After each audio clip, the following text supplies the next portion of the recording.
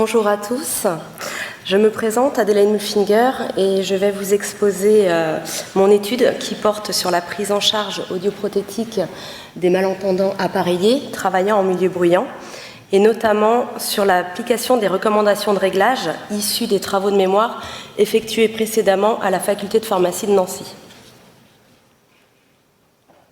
J'ai donc établi un état des lieux sur la surdité professionnelle, où je rappelle brièvement la réglementation dans le monde du travail. Je résume les travaux déjà menés sur cette thématique, qui permettra de comprendre l'objectif de cette étude, et par la suite, je vous expliquerai le protocole expérimental qui nous a permis d'arriver à ces résultats. Les nuisances sonores dans les milieux professionnels créent des surdités. Ces surdités d'origine professionnelle représentent 16% des surdités de l'adulte.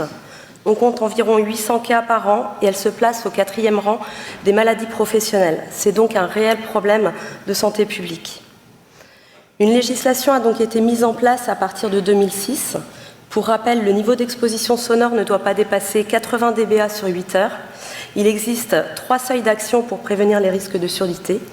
À 80 décibels, on prévient, on surveille et on sensibilise. À 85 décibels, plusieurs actions doivent être mises en place, notamment l'obligation de porter des PICB, donc des protections individuelles contre le bruit, et un suivi audiométrique annuel.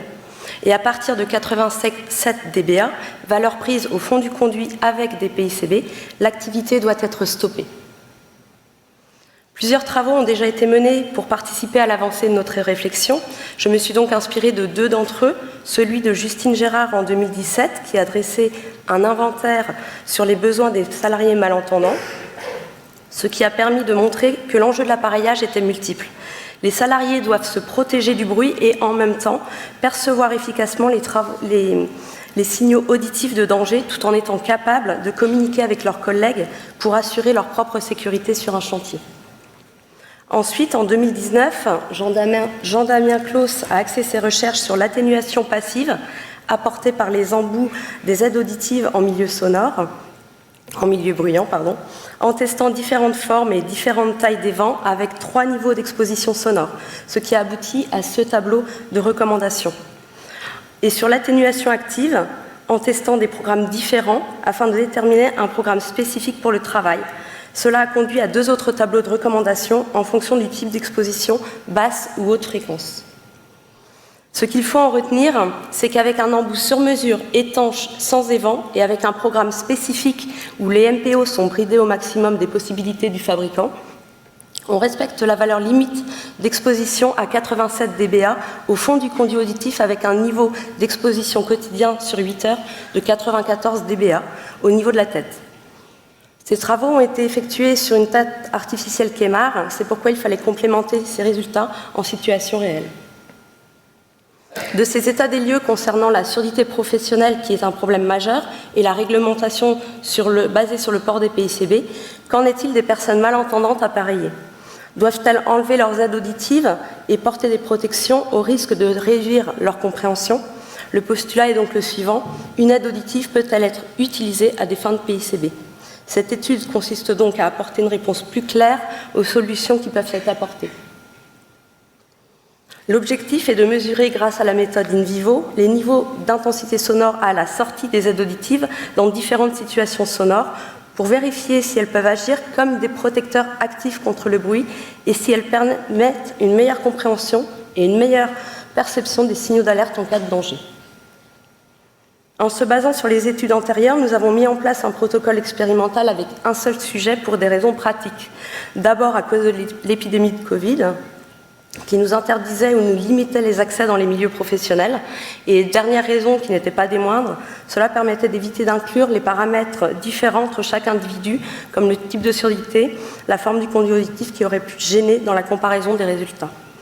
Nous avons simulé une perte tonale moyenne de 35 dBHL pour éviter de nuire au capital auditif du sujet, car je me suis portée volontaire sur cette étude. Nous avons choisi de tester des RIC et des BTE car ils représentent 95% du marché français. 2 fabricants différents qu'on appellera ici HAA et HAB pour savoir si nous pouvions obtenir des résultats acceptables avec 2 marques concurrentes. Par la suite, effectivement, il sera judicieux de comparer toutes les autres marques. Concernant le coupleur acoustique, nous nous sommes basés sur les recommandations de Jean-Damien Claus et avons réalisé un embout sur mesure fond de conque sans évent pour une étanchéité maximale.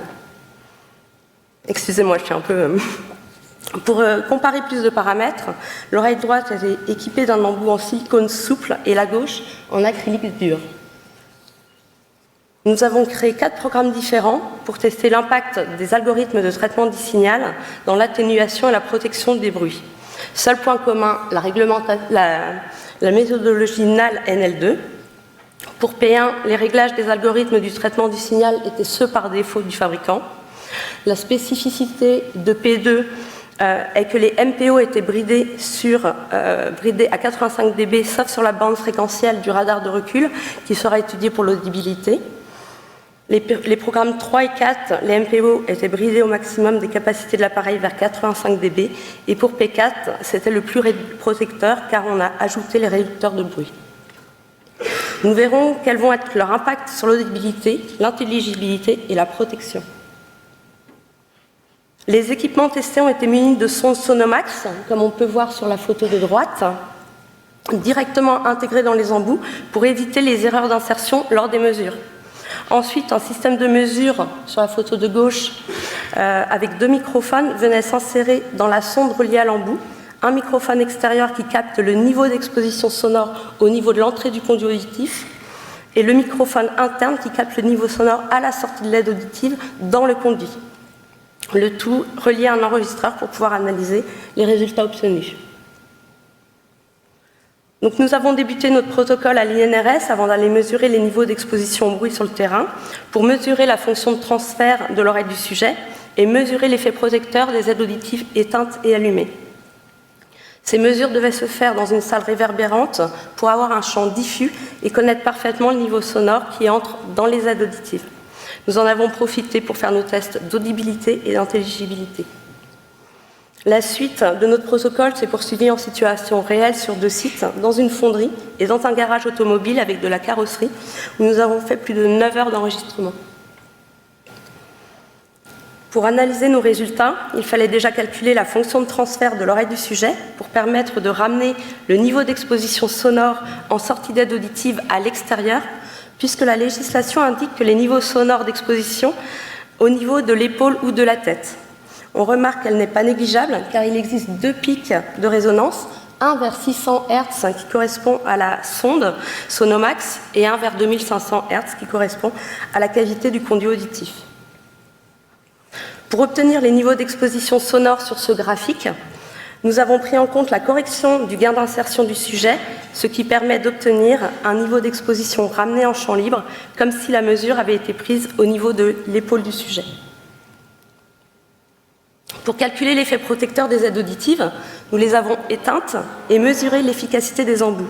Cela nous a permis de mettre en évidence l'importance de la mise en place de l'embout, puisque nous pouvons le constater, nous perdons presque 15 à 20 décibels ici sur les basses fréquences, avec l'embout acrylique sur l'oreille gauche qui a mal été inséré.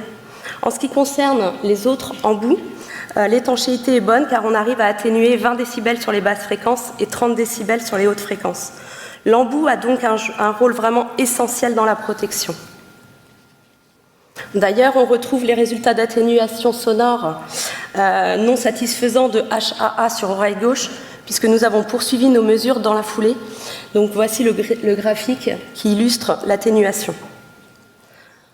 Ensuite, nous avons allumé les aides auditives pour mesurer l'effet protecteur de celles-ci avec leur coupleur. Voici ici les niveaux sonores restitués sous la prothèse auditive en équivalent champ libre. Avec un niveau d'émission à 90 décibels de bruit industriel, nous sommes sous le seuil des 80 dBA avec le programme 4 des 2 marques testées et des 2 types d'embouts, sauf effectivement pour HAA oreille gauche. On constate que le programme 4 est sensiblement plus correcteur que les autres, ce qui peut laisser penser que les réducteurs de bruit et les MPO bridés au maximum ont une influence puisqu'ils étaient activés sur le programme 4. Je rappelle qu'au-delà de 80 dBA, pendant 8 heures, le bruit devient délétère pour l'oreille interne. Pour tester l'audibilité de la parole et d'un signal d'alerte, nous avons utilisé le test ANL. Ce test est simple et rapide. et permet de déterminer un niveau de bruit acceptable où la compréhension reste confortable. Nous avons utilisé un signal fixe avec des phrases de combescure et un bip de recul, tandis que le bruit était variable. Les signaux 80 et 90 dBA ont été testés. Si l'ANL obtenu est négatif, cela indique que le sujet peut tolérer un bruit plus fort que le niveau de signal utile.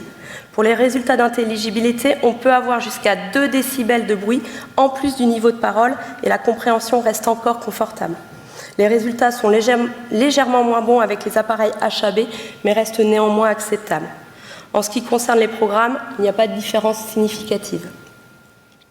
Pour les résultats d'audibilité, le radar de recul était un son pur à 1264 Hz, et ici, pas beaucoup de différence entre les deux marques. On peut relever que même avec un niveau de bruit supérieur de 12 décibels par rapport au signal de radar de recul, le message d'alerte reste perçu confortablement. En situation réelle, nous avons analysé une fréquence sonore de quelques minutes, dont voici un aperçu. Ah, il ne s'est pas lancé. Bon, c'est pas grave, normalement vous deviez avoir un aperçu. Donc ici, le niveau sonore extérieur atteint les 101,6 décibels et grâce à la protection des aides auditives HAA avec l'embout en silicone sur le programme 4, le niveau restitué sous la prothèse en équivalent champ libre est sous le seuil des 80 dB. Pour conclure, on peut dire qu'il est possible d'utiliser les aides auditives comme protecteurs actifs contre le bruit, car elles respectent la protection contre les sons forts et assurent une bonne compréhension de la parole et des signaux d'alerte. Mais l'embout a vraiment un rôle majeur et doit être parfaitement étanche et bien inséré. Il faudrait tout de même déterminer une limite d'utilisation des aides auditives et réaliser des tests sur un échantillon plus important avec des surdités différentes. Je remercie l'INRS pour les moyens mis à ma disposition. Et je vous remercie pour votre attention.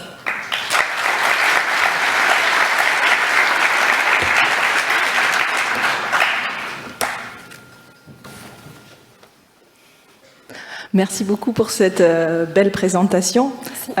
Du coup, en pratique courante, j'imagine que vous avez une vigilance accrue au niveau de l'anamnèse sur cette problématique. Beaucoup de prévention, donc je demande énormément par rapport à effectivement les loisirs, leur travail, mais les loisirs, et beaucoup de prévention. Et quand je sens la personne, si elle veut être protégée, on peut trouver une solution. Très bien. Merci encore pour ce travail. Merci aux 7 premiers candidats.